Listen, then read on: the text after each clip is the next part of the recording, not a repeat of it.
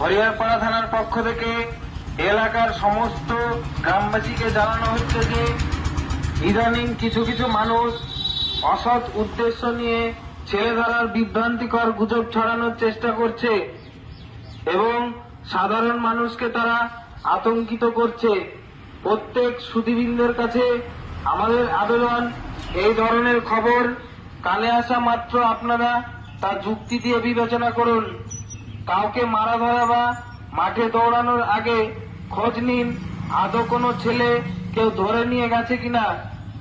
আমরা পুলিশের পক্ষ থেকে দায়িত্ব নিয়ে বলছি, সাম্প্রতিক সময়ে আমাদের থানা এলাকা থেকে কোনো বাচ্চা কেউ ধরে নিয়ে যায়নি বা কিডন্যাপ করেনি।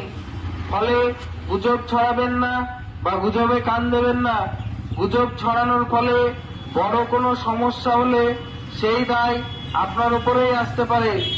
সত্যি যদি কোনো কিছু সন্দেহমূলক ভিনদেশি কাউকে দেখেন, সত্তর পুলিশের সাথে যোগাযোগ করুন, কিন্তু নিজের হাতে আইন তুলে নেবেন না। ধন্যবাদ।